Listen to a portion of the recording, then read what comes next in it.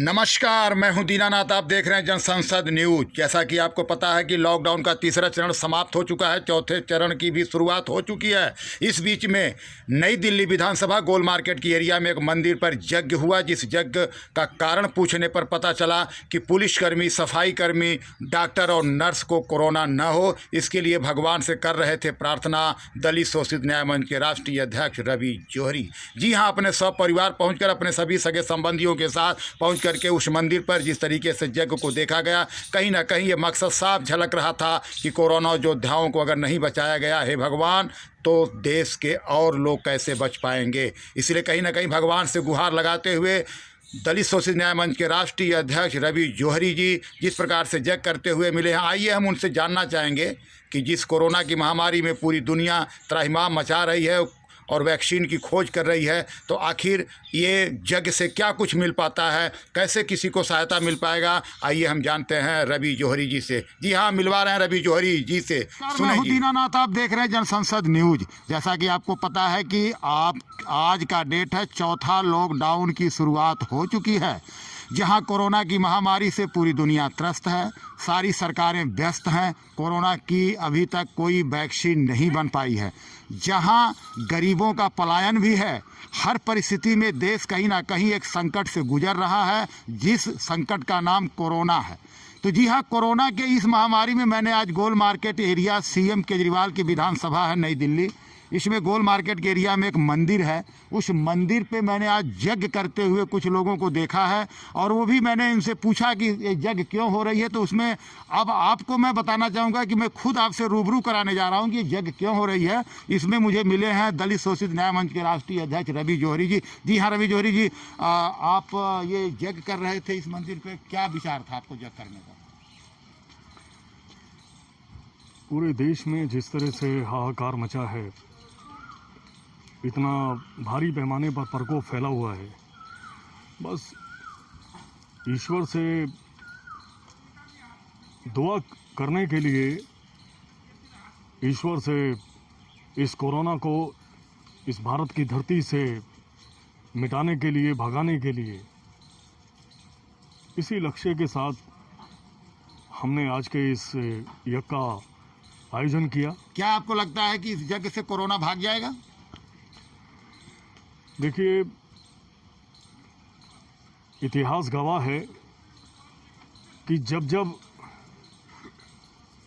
इस धरती पर, चाहे वो अकाल हो, महामारी हो, चाहे बाढ़ हो, सूखा हो, जब जब इस धरती पर जब भी कोई प्रकोप आया है, तो कहीं ना कहीं दैविक शक्तियों ने अपना चमत्कार दिखाया है। क्योंकि इस देश की जनता का जो अटूट आस्था है, अटूट आस्था से जुड़ी जो मानसिकता है, और मानसिकता क्या कहें, वो एक ऐसा सच है जिसे किसी भी कीमत पर झुठलाया नहीं जा सकता कि परमपिता परमेश्वर आज भी कहीं ना कहीं, किसी ना किसी रूप में आज भी सृष्टि को वही चला रहे हैं। तो इसी विश्वास के साथ कि कहीं ना कहीं भगवान अपने बच्चों की प्रार्थना सुनेंगे, अपने बच्चों की प्रार्थना स्वीकार करेंगे, और हमें इस कोरोना से मुक्ति मिलेगी, हमारे इस भारत देश को इस कोरोना से मुक्ति मिलेगी। देखा आपने, जैसा कि कोरोना का ऐसा हाहाकार कि लोग वैक्सीन नहीं पाए तो चले आए मंदिर में भगवान के दरबार। पंडित जी, आपको पता है सर कि इस समय मंदिर बंद है, गुरुद्वारे बंद है, मस्जिद बंद है, आपके यहाँ यज्ञ हो रही थी, कैसे? तो वो ऐसा है कि मंदिर गुरुद्वारे तो शुरू से ही बंद है, और पूजा पाठ के लिए सुबह शाम आरती वगैरह करके बंद कर देता हूँ। लेकिन ये हमारे जौहरी जी पड़ोसी हैं, इन्होंने ऐसा प्रस्ताव रखा कि हम छोटा सा यज्ञ करेंगे, जिससे कि ईश्वर से प्रार्थना करेंगे कि ये कोरोना भाग जाए। तो हमने इनको ये राय दिया कि भाई मंदिर तो बंद है, लेकिन मंदिर के बाहर वेदी है, वहाँ पे आप सोशल डिस्टेंसिंग जो है बना करके आप कुछ कर सकते हैं। अच्छा, जहाँ वेदी बाहर भी है, मैं देख रहा हूँ ये बाहर ही है, तो बाहर तो किया जा सकता है। और वो भी अगर कोरोना को भगाना है तो कहीं मंदिर का सहारा लेना ही पड़ेगा। वाजपेयी जी, आप इधर बहुत दिन से घूमते रहते हैं, मंदिर के भक्त लगते हैं, क्या ये यज्ञ से कोरोना भागेगा? बिल्कुल भागेगा, हमें पूर्ण विश्वास है ईश्वर के ऊपर। और मैं घूमा क्या करता हूँ, मैं उत्तर प्रदेश उन्नाव डिस्ट्रिक्ट का रहने वाला हूँ, लॉकडाउन में फंसा हूँ, और भगवान से प्रार्थना करता हूँ कि हमारे भारतवर्ष में हमारे डॉक्टर, नर्स, सफाई कर्मचारी और हमारे पुलिस सैनिक जो हम लोगों के लिए रातों दिन घर से बाहर निकल के और हम लोगों को बताते हैं कि आप दूरी बना के रहिए, मास्क लगा के रहिए, इन सब के लिए और हमारे यहाँ भारत देश से कोरोना महामारी के लिए प्रार्थना करता हूँ ईश्वर से, और इसीलिए यज्ञ की गई है कि कोरोना भाग गया। बहुत बहुत भाग- धन्यवाद वाजपेयी जी। रवि जी, आपसे जाते जाते ये एक संदेश चाहूँगा कि आप देश को क्या संदेश देना चाहेंगे कि क्या अब यज्ञ अगर घर घर हर हॉस्पिटल पे, हर कोरोना के उस महामारी सेंटरों पे अगर यज्ञ हो जाए, पूजा अर्चना की जाए या हवन हो, तो इससे क्या कोरोना भाग जाएगा? कुछ ऐसा संदेश आपके दिमाग में बैठा? देखिए, जहाँ ये एक आपकी अनोखी पहल है, आपने पहली ये शुरुआत किया है, पूरे देश में हाहाकार मच जाएगा। आपने देख लिया कि अगर आप कोई वैक्सीन का भरोसा नहीं करेगा, आप सीधे आपके मंदिरों पे आएगा। इस यज्ञ का काम जो हुआ है, भगवान के दरबार में आप पहुंच चुके हैं, तो क्या कहना चाहेंगे सबसे? देखिए, जहाँ पर मानव शक्ति आज पूरे विश्व में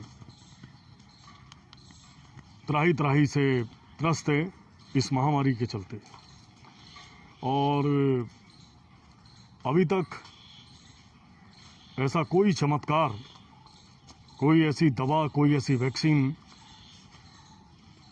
जो पूर्ण रूप से इस कोरोना का खात्मा कर सके, पूरे संसार में, पूरे विश्व में अभी तक ऐसा कोई चमत्कार नहीं हुआ है। और जब सारे रास्ते बंद होते हैं तो केवल एक ही रास्ते का जो एक ही रास्ता बचता है, और वो है केवल साधना का रास्ता, प्रार्थना का रास्ता, दुआ का रास्ता, ईश्वर के प्रति सच्ची आस्था का रास्ता। और हमने वही अपनाया है, यही हमारी पहल है, यही हमारी शुरुआत है। और मैं कामना करूंगा कि हे ईश्वर, जो सैनिक, जो कोरोना योद्धा हमारी इस जंग में, हमारी इस देश की जनता के साथ खड़े होकर अपनी ड्यूटी निभा रहे हैं, अपना कीमती समय, अपना एक एक पल जनता को बचाने में लगा रहे हैं, चाहे वो सफाई कर्मी हो, चाहे पुलिसकर्मी हो, नर्स हो, डॉक्टर हो, चाहे वो सामाजिक संगठन हो, चाहे वो भूखों को खाना खिलाने वाले हों, चाहे वो सरकारी संगठन हो, जो भी इन कार्यों में लगे हैं, जन सेवा में लगे हैं, मेरा सभी से अपील है, सभी से प्रार्थना है कि जब सारे रास्ते बंद होते हैं तो केवल हमेशा एक ही रास्ता बचता है, और वो है ईश्वर का रास्ता। ईश्वर का मार्ग ही सत्य का मार्ग है, और वही शायद हमारी मुक्ति का मार्ग है, ऐसा मेरा मानना है। देखा आपने, जैसा कि ये थे रवि जौहरी, दलित शोषित न्याय मंच के राष्ट्रीय अध्यक्ष। इन्होंने लॉकडाउन की शुरुआत यानी 25 मार्च से लगातार फल वितरण, राशन वितरण और सैनिटाइज किट का वितरण, यानी किसी भी प्रकार की जो ज़रूरतमंदों को आवश्यकता है उसकी पूर्ति करने के लिए इन्होंने रातों दिन एक कर दिया। और लगातार इस लॉकडाउन के तीसरी चरण की समाप्ति तक इन्होंने ऐसा काम वितरण करते रहे, उन गरीबों की, ज़रूरतमंदों की ज़रूरतें को पूरा करते रहे।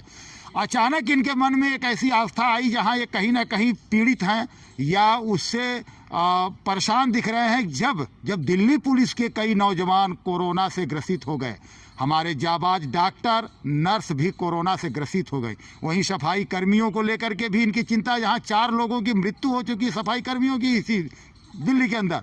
इस चीज़ को देखते हुए कहीं ना कहीं इनके दिमाग में इस बात को लेके आया कि अब कहीं ना कहीं हम लोगों को इसकी लड़ाई भगवान के साथ में जोड़ करके लड़नी पड़ेगी, और अब हम यज्ञ और हवन के माध्यम से भगवान से प्रार्थना करें कि हमारे इस कोरोना के जो सेनापति हैं, जो कोरोना योद्धा कहे जाते हैं, वो कम से कम सुरक्षित हों, तभी देश से कोरोना भाग सकता है। ये थी इनकी विचार। ये हैं वही रवि जौहरी जो रातों दिन लॉकडाउन में आपके सामने दिखे हैं और हर वक्त गरीबों की, ज़रूरतमंदों की इच्छा के साथ उनके साथ मिले हैं, उनकी ज़रूरतों को पूरा करते हुए मिले हैं। तो आप देख रहे थे जनसंसद न्यूज़। इस चैनल को लाइक, सब्सक्राइब कर